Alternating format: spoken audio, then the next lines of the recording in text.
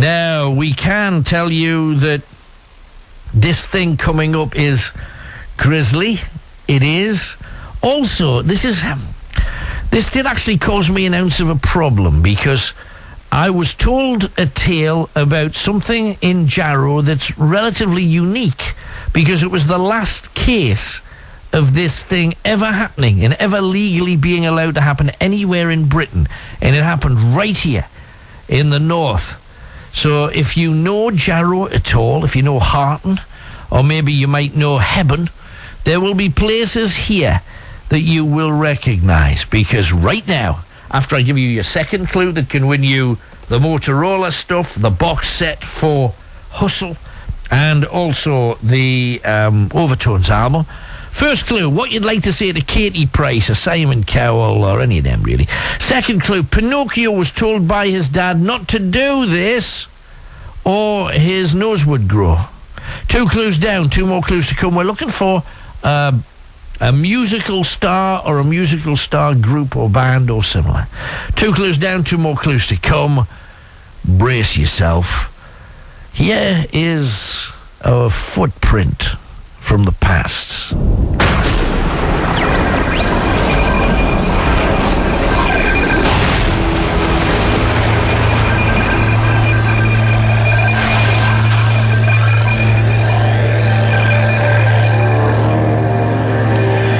Now, the north of England was carved out of a bedrock of coal, and most folk who have lived here have miners in their family line, and yet few know a particularly gory story of mutilation, execution, and haunting in Jarrow. It featured a man called William Jobling, who would become one of the last people publicly gibbeted. William Fairless was a magistrate who owned a lot of land in South Tyneside, and during a particularly nasty miners' strike, he made many decisions that would upset the locals. He would ban picketing, have key officials arrested and fined, and he seemed totally unsympathetic towards the miner. The miners were getting injured or losing their lives and were fighting for better conditions and a little financial help for their families if they were to pay the ultimate price. It seemed not too much to ask, yet the wealthy got wealthy not by giving their money, but by keeping it. And after a particularly vindictive case in South Shields, where Fairless had sided with mine owners as usual, and a good family had been thrown out of a mining cottage as their man was disabled and could no longer work in the pit. Tempers were high, and on leaving the court, things were thrown at Fairless by a gaggle of miners and their families. And as he travelled from South Shields towards his home near Jarrow Slack, 2 men leapt out at him, dragged him out of his pony and trap, and began kicking and punching him. This happened on Golden Lane near a very busy tavern called Turner's Public House, or the Bawdy, as it was known by locals. Fairless was found in a pool of his own blood. His skull had been caved in by what many thought was a small mining hammer. The 2 attackers were identified as William Jobling and Ralph Armstrong, 2 pitmen involved in the strike, both working at the Jarrow Colliery. Armstrong was aware that someone had dropped him in it, so he and his family did a moonlight flit to the Nottingham area, where they were to change their names and start afresh in the coalfields of that area of England. Jobling also got the message, but he was too slow, and 3 huge Jarrow police officers literally dragged him from his bed. Once he was imprisoned, news filtered through that so many splinters of the skull had penetrated his brain that Fairless could not be saved. And 10 months after the attack, he died in a writhing agony. A reward was offered for the capture of Armstrong. A poster was printed with £400, a veritable fortune at the time, available for his capture. The local church of St Hilda's put up £300 of that.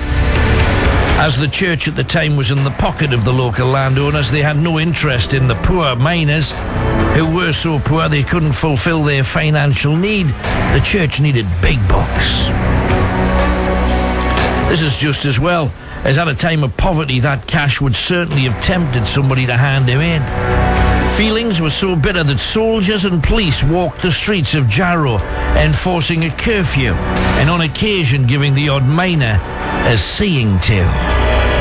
There were more troublesome miners sacked and evicted from colliery houses, and the public were furious, yet powerless to face the combined forces of the rich owners and their government allies.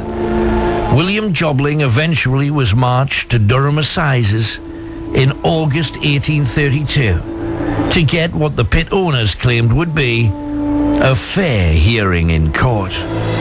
Yet witness after witness claimed that Jobling and Fairless were actually friends, and it was a fact that their wives were social with one another. Dozens appeared as character witnesses for Jobling, who to all intents was a good, kind, and genuinely caring man.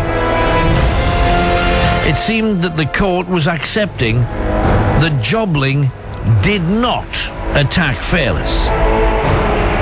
However, 3 witnesses told of how during the attack, Fairless had screamed out to Jobling to help him, and no help was forthcoming. The other man who really had attacked the magistrate, along with Armstrong, was never found.